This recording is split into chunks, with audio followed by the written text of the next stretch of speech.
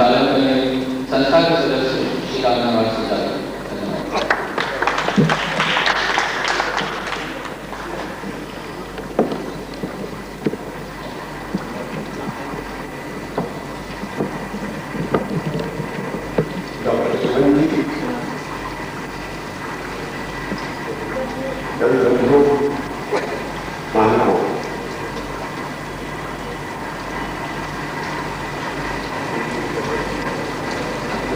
अपने परिवेश में घटित घटनाओं को भाव स्तर पर ग्रहण करके संपूर्ण संवेदना के साथ जब उनका श्लोक बना दिया जाता है तो हम उसे कविता कहते हैं। 5 वर्ष से शोकाकुल होकर महर्षि वाल्मीकि ने इसका प्रारंभ किया है। जब तक कोई मां अपने शिशु को लोरी देती रहेगी, जब तक कोई भूखा और प्यासा रहेगा और साथ ही साथ जब तक कोई दानी और दयालु रहेगा, कविता चलती है।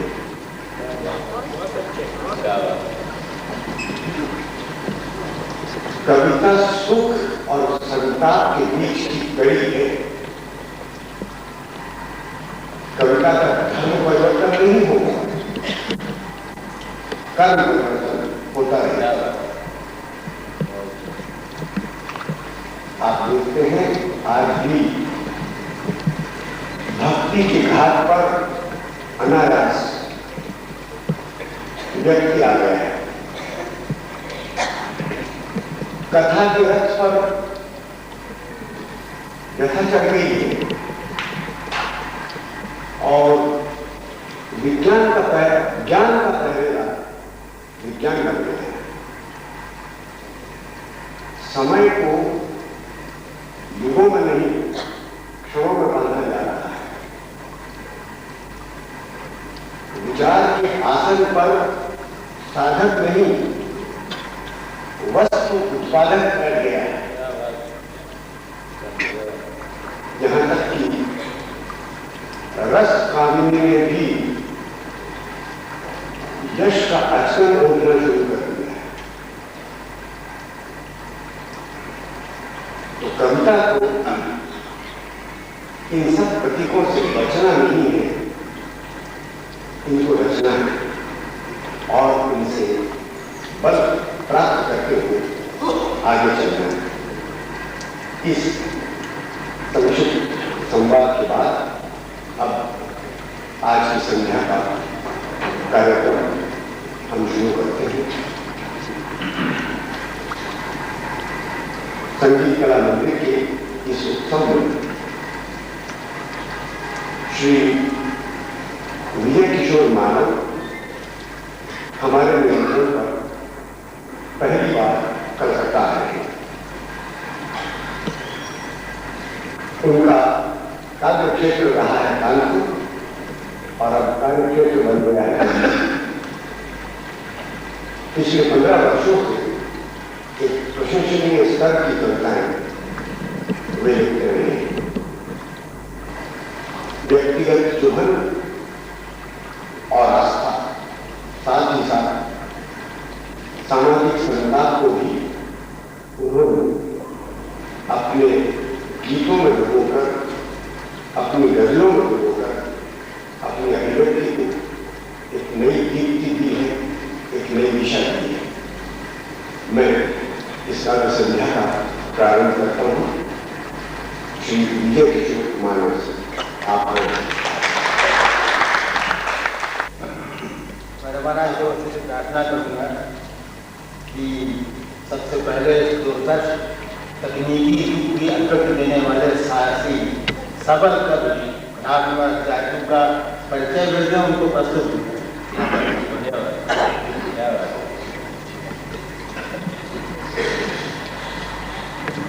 आदरणीय सुमन जी ने एक वाक्य बोल दिया है बहुत बड़ा बात है। इस तकनीकी युग में, दूरदर्श तकनीकी युग में भावना जादू जी से मेरा परिचय जो मुझे याद है कि 40 के आखिरी वर्षों में, और उनका आगमन कवि के रूप में ही समाज में हुआ, और वो कवि का रूप उनका आज भी बहुत सशक्त और बहुत सहज और बड़ा जागरूक है।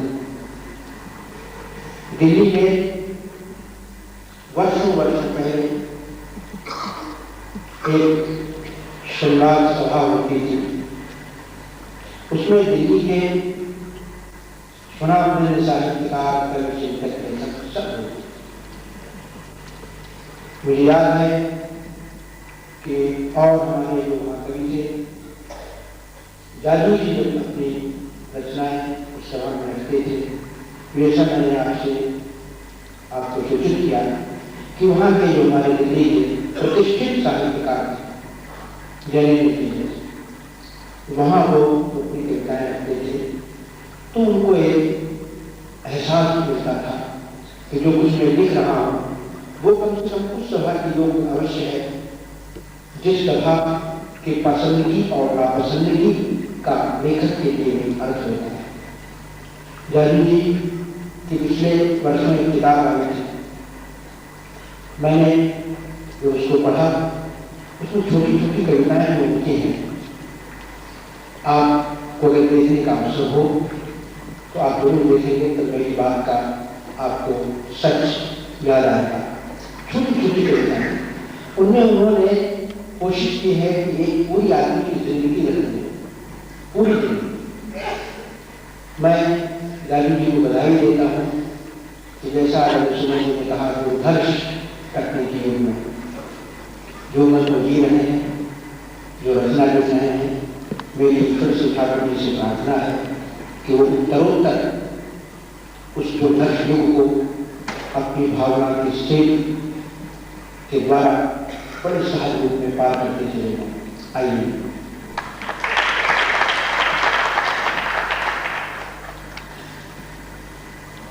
मैं आभार मानता हूँ भाई रमानाथ जी का और सुमन जी का, उन्होंने इतने विस्तार से और इस सभा के लिए मेरा अनावश्यक परिचय दे दिया, और मैं तो उनका आभार करती हूँ। थोड़ा विषय बदल कर आपको एक मुक्तक सुनाऊं और फिर कविताएं। समय मुझे मालूम है बहुत कम है और समय सुमन जी का है। आज के जितने राजनेता हैं उनके लिए एक मुक्तक, और फिर मैं कविता बोलूंगा। पहला मुक्तक बिल्कुल बहुत ही सरल और दूसरा उसकी छाया।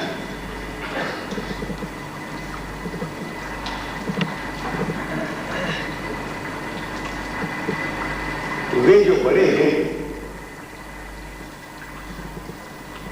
उनका महत्व हम मानते हैं। वे जो बड़े हैं उनका महत्व हम जानते हैं। उनको मानना न मानना हमारी मर्जी की बात है। और वे ही बड़े हमारी भीड़ का महत्व खूब मानते हैं, और हमको जानना न जानना उनकी मर्जी की बात है।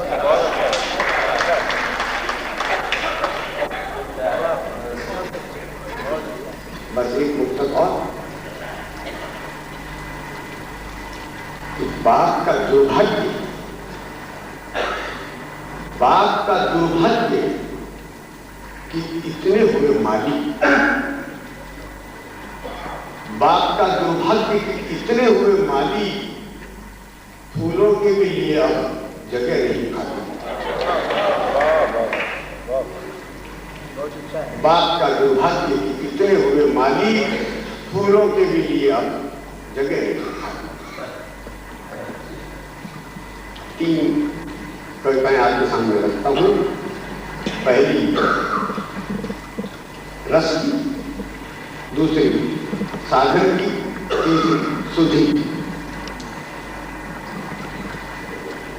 क्योंकि मेरा जीवन का सारा हिस्सा कलकत्ते में बीता, तो इसलिए मेरे पास उस तरह की विविधताओं का होना बहुत सामान्य बात है।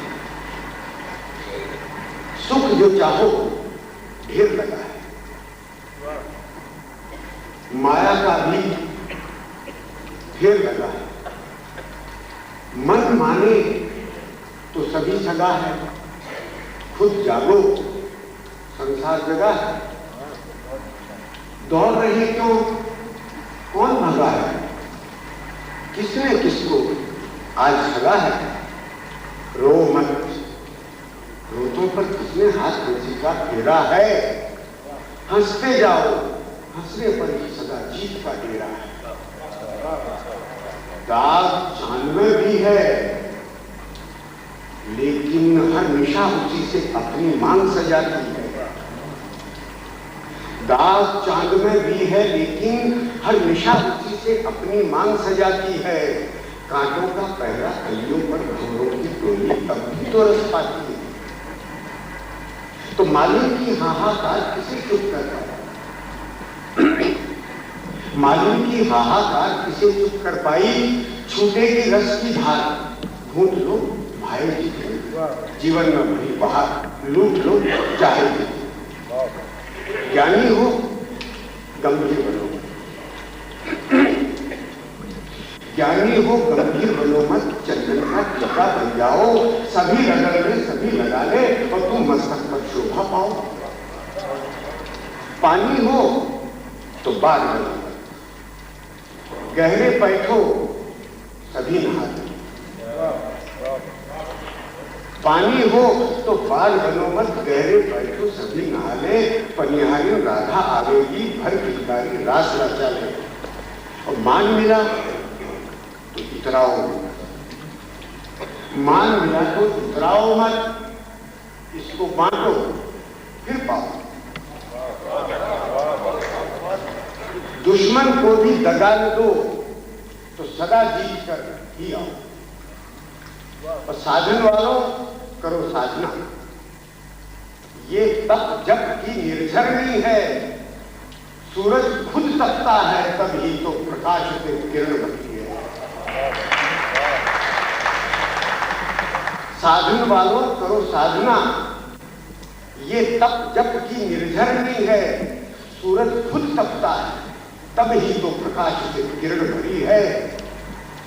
एक बुहारे पथ अनेक, एक सुधारे मत अनेक। आती है नई बयार लूट आए जिसको, जीवन में भरी बहार लूट लो चाहे। नशा करो, नशा करो, नशे से कुमार करता है। और काम करो कि नशा बढ़ता है तो बढ़ाओ इसे, कुमार भी चढ़ने दे, पुरुषार्थ के अध्याय भी पढ़ने दो। गीत सुनने हैं तो घायल भी होना सीखे। मित्र बन, मित्रता के कायल भी होना सीखे। रात सुनी है तो सितारों से बात करो। रोशनी चाहते हो तो अंधेरे का साथ करो। खतरों से बचो मत, उनको तो मोल लो। वे कहां जाएंगे उनको भी तोल लो। जवानी तो ये है, बाकी सब कहानी कि दर्द को बोलो मत, बहुत होगा पानी। जवानी तो ये है, बाकी सब कहानी कि दर्द को बोलो मत, बहुत होगा पानी। दिल जल जाने दो, रंग तभी जलन की कफन से मेघ बरस जाता है। और उम्र का हर बरस की घड़ियां सभी बसंत है। हर ऋतु में झूलो, जब जब बारी आए जितनी, जीवन में बाहर लूट लो चाहे। दूसरी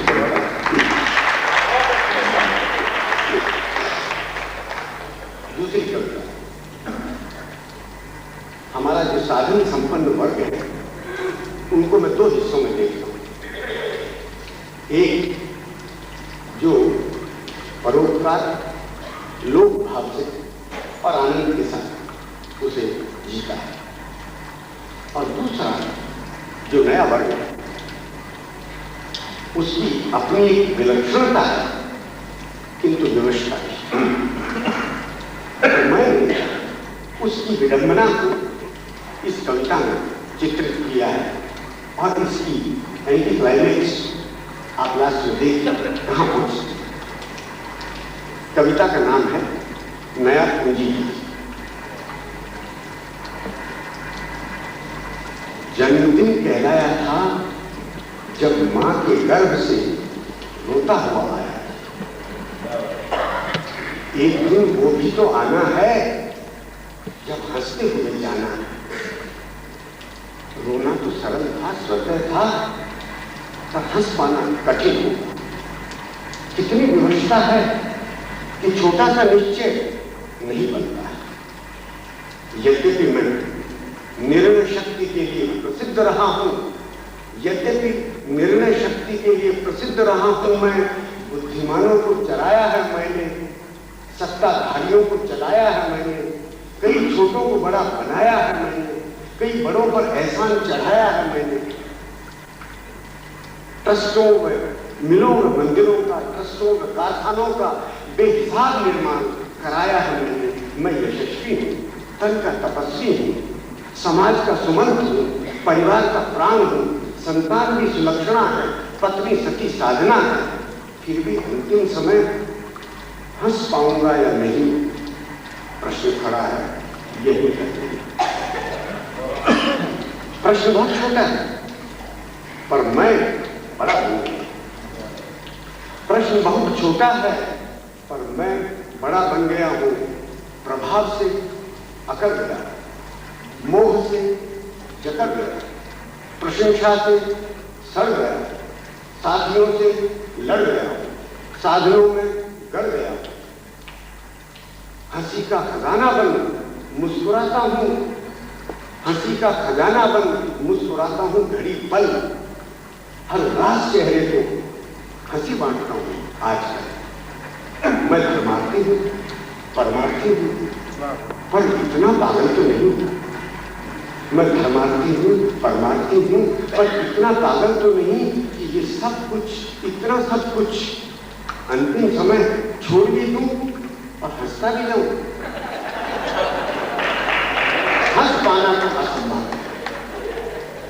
मैं धर्मार्थी हूं, परमार्थी हूं, पर इतना पागल तो नहीं कि ये सब कुछ, इतना सब कुछ अंतिम समय छोड़ भी दूं और हंसता भी जाऊं। हंस पाना तो असंभव है। हाँ, हृदय गति रुक जाने से मर जाऊं, रो न पाऊं, ये संभव है।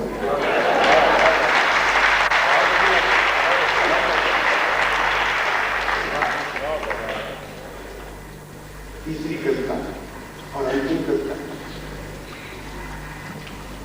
जिस चीज को आपने देखा नहीं हो उससे सदा डरते हैं। किसी ने अपनी मृत्यु नहीं देखी,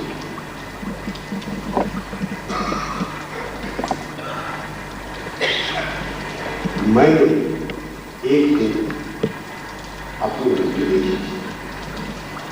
अपने शव को देखा था और परिवार के बीच खड़े खड़े मैं उस हाहाकार को, चीत्कार को अपने सपने में देख रहा था, भोग रहा था। 2 घंटे के बाद जब वो सपना टूटा तो मैंने कलम उठाई और ये कविता लिखी। मैं आपसे विशेष अनुरोध करूंगा कि इस कविता को मुझ पर कृपा करते हुए बड़े ध्यान से सुने। जिस दिन से मैंने ये कविता लिखी है उस दिन से निरंतर मैं इस कविता से मैंने अपने आप को जुड़ा पाया है। ये कविता सबके लिए, युवाओं के लिए और प्रौढ़ों के लिए, पुरुष के लिए और स्त्री के लिए, धनी के लिए और निर्धन के लिए, सबके लिए है। और इसमें वो हाहाकार भी है, चीत्कार भी है, अनेक प्रकार की वो सब संभावनाएं हैं जो आप हम रोज सुबह शाम भोगते हैं, कभी अस्पताल पर में, कभी सड़क पर, कभी वायुयान में, कभी घर में, कभी समाज में। कवि ने उस मृत्यु का दृश्य देखा, अपनी लाश को देखा, अपने बीच में देखा, हाँ सपना, लेकिन देखा, और उसको किस प्रकार व्यक्त किया। मुझे विश्वास है आपको ये कविता उपयोगी लगेगी।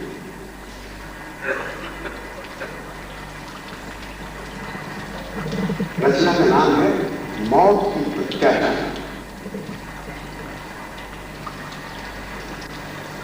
मृत्यु से ही पूर्व में संवेदनाएं पा सकूं तो जो कुछ मुझे सहानुभूति मिली है, मरने के पहले आदमी की ये करती है। मृत्यु से ही पूर्व में संवेदनाएं पा सकूं तो शोक रंजित शिष्टियों को स्वयं सहला सकूं तो आज ही मरना मुझे स्वीकार है। मेरी अंतिम सांसों पर किस किसकी आंखें होंगी पीली, मेरी अंतिम हिचकी पर वह कहां उठेगी कौन नजीबी, बुझती बाती के प्रकाश को अंधकार कैसे घूरेगा, किसकी उमंग पर जल प्लावन फिर कौन हृदय मुझको छुएगा। वाणी उठी सुधियां लेकिन फिर भी जब कुछ शेष रहेंगी, वाणी कुंठित सुधियां लेकिन फिर भी जब कुछ शेष रहेंगी, भांति भांति के आश्वासन सुन मेरी आंखें सजल बहेंगी, तब कौन विश्वकर्मा बन मेरा घर अपने घर में लेगा, लुप्त हुई सुधियों में उपदेश मुझे सुधियों के देगा। ये सरल से प्रश्न है, मैं सरल उत्तर पा सकूं, ग्रसित हृदयों को घड़ी भर के लिए बहला सकूं तो मान लूंगा मौत भी उपहार है, आज ही मरना मुझे स्वीकार है, मृत्यु से ही पूर्व में संवेदना पा सकूं, वितरण सारा कर दूंगा, पर फिर भी जो कुछ शेष रहेगा उस धन का बंटवारा कैसे होगा मुझको कौन कहेगा। वितरण सारा कर दूंगा पर फिर भी जो कुछ शेष रहेगा उस धन का बंटवारा कैसे होगा मुझको कौन कहेगा। या ऋण की चट्टानें मेरी कैसे किस पर टूट पड़ेगी, उस अबला अनाथ बच्चों पर किसकी ममता फूट बहेगी।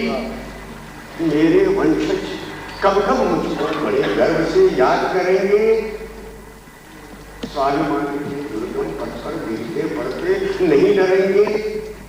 मेरे सपनों को साधेंगे या आकार नए बांधेंगे, मेरे सपनों को साधेंगे या आकार नए बांधेंगे। वाणी कितनी उनकी होगी कितनी मेरी दोहरा देंगे।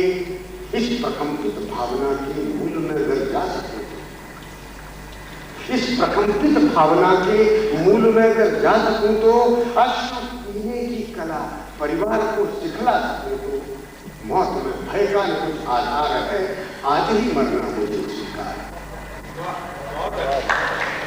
अंतिम है मेरे मौत घर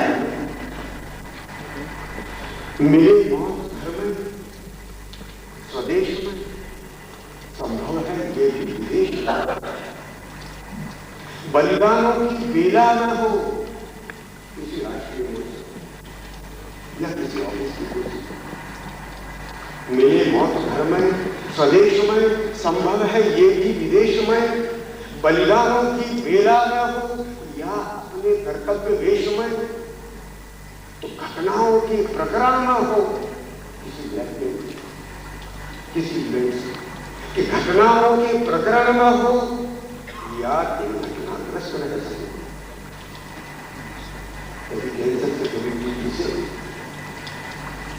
तो मेरे मौत घर में स्वदेश में संभव है, ये भी विदेश में बलिदानों की बेला में हो या अपने कर्तव्य देश में, कि घटनाओं के प्रकरण में हो या दुर्घटनाग्रस्त रह सकूं, क्षीण क्षीण तन मरूं, रोग की पीड़ा भी तो नहीं सह सकती, तो मेरे शव पर कौन चलेंगे शव यात्रा, मेरे शव पर शीश धरेंगे कौन चलेंगे शव यात्रा में। शोक मनेगा सार्वजनिक या वैयक्तिक पर किस मात्रा में, और विरह मिलेगा किन मित्रों को, किन किन में करुणा जाएगी, विरह मिलेगा किन मित्रों को, किन किन में करुणा जागेगी, कौन निभाएंगे फिर रिश्ते, किन में स्वार्थ आएंगे। काल में चिरकाल के यह प्रश्न मैं सुलझा सकूं तो, काल में चिरकाल के यह प्रश्न मैं सुलझा सकूं तो, निडर होकर इस नए विश्वास को मैं गा सकूं तो, मौत जीवन का प्रखर विस्तार है, आज ही मरना मुझे स्वीकार है।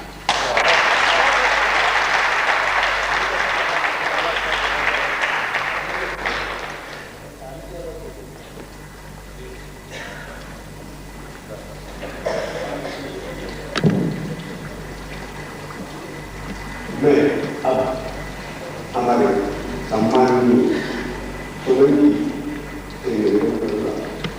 आज सुमन जी साहित्य समाज दोनों छाए हुए, हम सबको भाए हुए, उनके दिग्गज हमें बड़ा गर्व है, और कभी कभी थोड़ा उनको गम भी, क्यों हम जानते हैं जब होते हैं ये साहित्यिक मेले तो सुमन जी कभी कभी पड़ जाते हैं अकेले। आइए सुमन जी और अपनी मंत्र से हमें